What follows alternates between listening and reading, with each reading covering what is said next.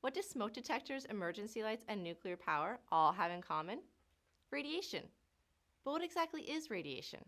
Thanks to high school science class, most of us have heard about radiation, but many of us may not know exactly what it is. I'm Julie, and I work for the Canadian Nuclear Safety Commission. Simply put, radiation is the release of energy in the form of moving waves or streams of particles. This energy can be low level, like microwaves and cell phones, or high level, like X-rays or cosmic rays from outer space. These are known as non-ionizing and ionizing radiation. But if we really want to understand radiation, we need to go inside the tiny world of the atom. Remember that high school science class? Atoms are the microscopic building blocks of all matter in the universe. Everything around us is made up of atoms, from the largest galaxies to our own bodies. The center of the atom is called the nucleus. That's where the word nuclear comes from.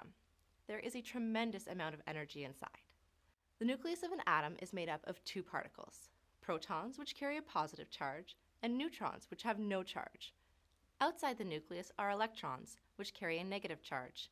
The attraction of these negative electrons to the positive nucleus is what keeps the atom together. Now, every element in the periodic table has a specific number of protons and neutrons. But sometimes an atom will have too many or too few neutrons.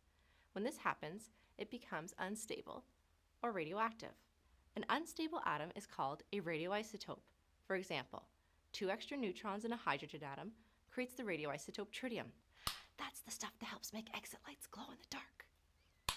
Radioactive atoms want to become stable again, so they release energy until they get back to a balanced state. This process is known as radioactive decay.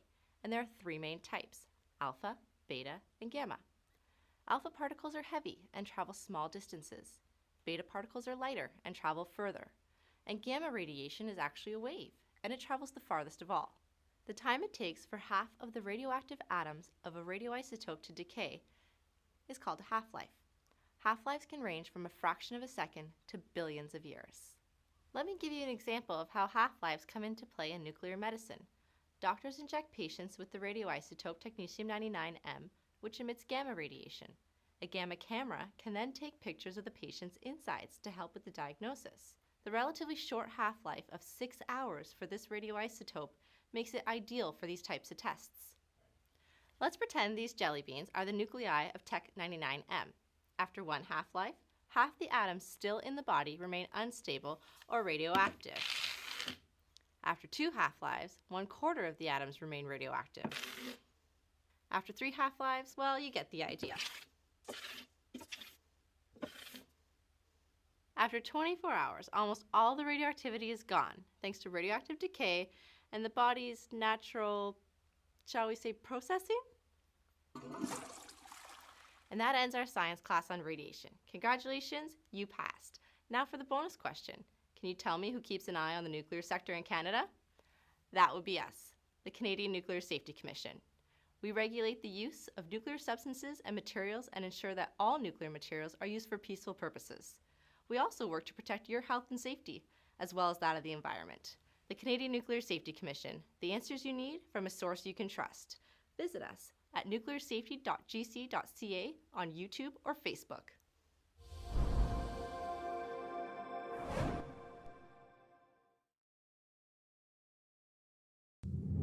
As we have seen in the video, radiation is the release of energy in the form of moving waves and stream of particles.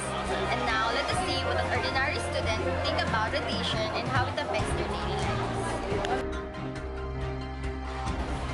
What comes to your mind when you hear the word radiation?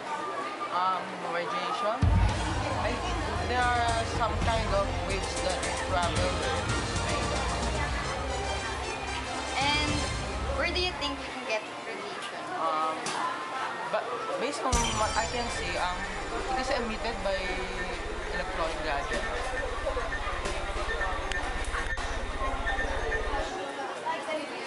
Excuse me, can I ask you something? When you hear about the word radiation, I think radiation it is a dangerous energy that is produced by radioactive substances and nuclear reaction. And where do you think we can get radiation? Maybe mostly in the hospitals because they use X-rays that is really dangerous for the environment. Thank you.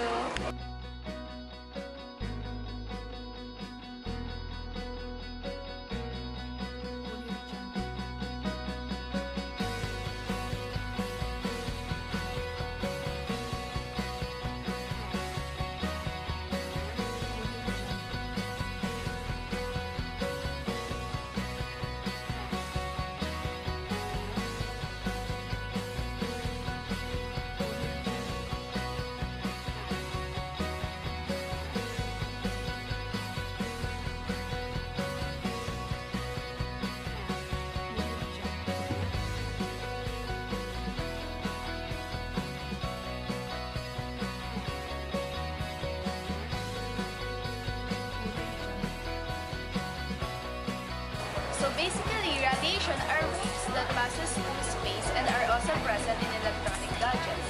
It is a type of dangerous energy that is produced by radioactive substances and nuclear reactions. It is something that when you're exposed to it, it can cause bad effects to you. In our daily lives, there are 3 types of origins where radiation can occur. First is when you are using our mobile phones and our gadgets. The second one is the radiation coming from the sun. And the third one is the radiation used in hospitals.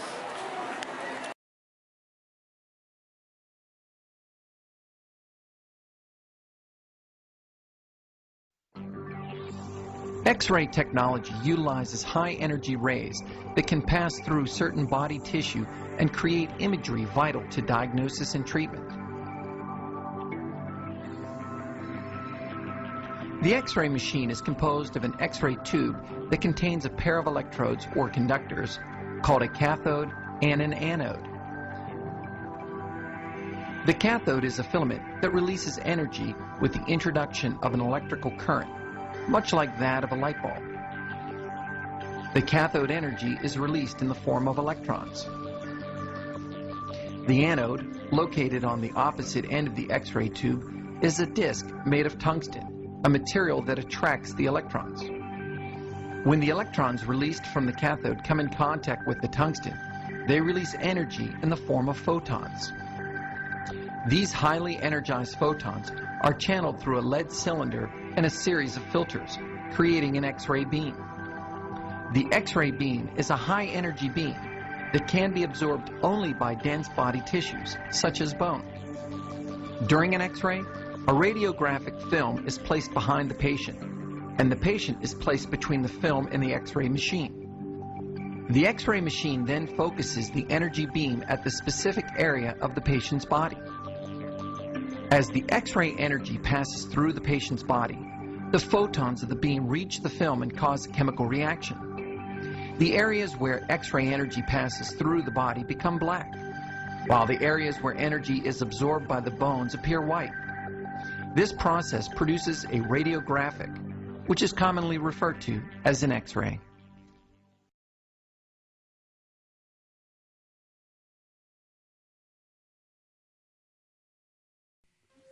The Sun and Earth both emit electromagnetic radiation.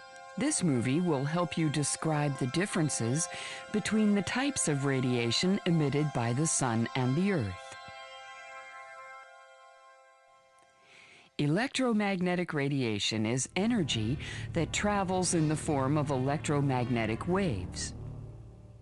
Different types of electromagnetic waves carry different amounts of energy. The shorter the wavelength, the more energy carried by the wave. The wavelength of emitted radiation is determined by the temperature of the object it comes from. The higher the temperature, the shorter the wavelength of emitted radiation. The Sun, with its high surface temperature, emits a great deal of high-energy, short wavelength radiation. Energy emitted by the Sun is also referred to as solar or shortwave radiation. Most of solar radiation is the visible light we see with our eyes, but it also includes wavelengths that we cannot see, like the ultraviolet light that causes sunburn.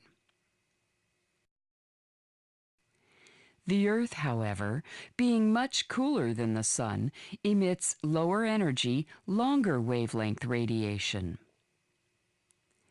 Energy emitted by the Earth is also referred to as terrestrial, which means land-based, or long-wave radiation. Although we cannot see long-wave radiation with our eyes, we detect it as heat. In summary, the types of radiation emitted by the Sun and the Earth are determined by their temperatures. The Sun, which is very hot, emits high-energy, short-wave radiation, while the Earth, which is much cooler, emits lower-energy, long-wave radiation.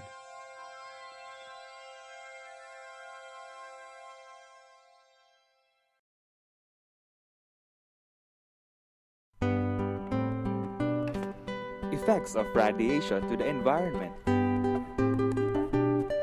There are many forms of radiation. Some forms of radiation are found in the natural environment, and others are due to modern technology.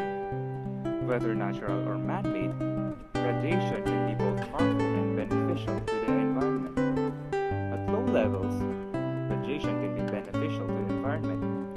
On the other hand, ionized radiation such as X-rays, gamma rays, alpha and beta particles can be particularly harmful in excessive amounts.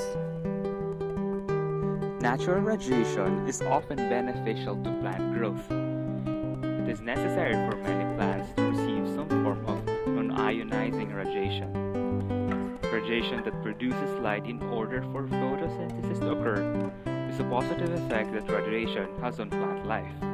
However, a huge cloud of radiation was formed which resulted in a massive amount of destroyed plant life, particularly pine trees in that area.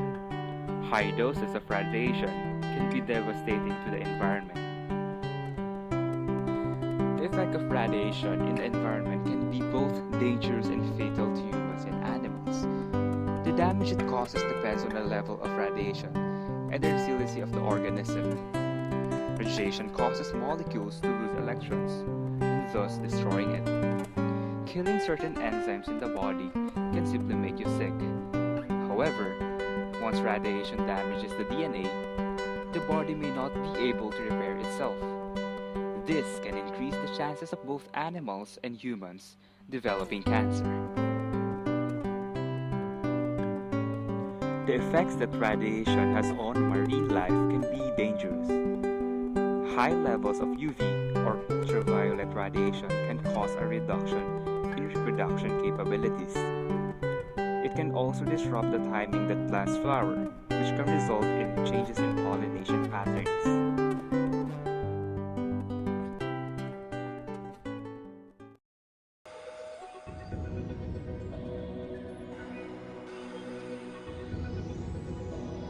So basically, the term radiation is very broad and includes such things as light and radio waves. We all face risks in our everyday life, and it is impossible to eliminate them all, but it is possible to reduce them. 3 ways to minimize radiation exposure are time, distance, and shielding. Time. Limiting the time spent near the source of radiation reduces the amount of radiation exposure you will receive. Distance. The more distance between you and the source of radiation, the less radiation you will receive. And shielding, like distance, the more heavy, dense materials between you and the source of radiation, the better. So, help the world reduce radiation by following those steps. Save your lives, save Mother Earth.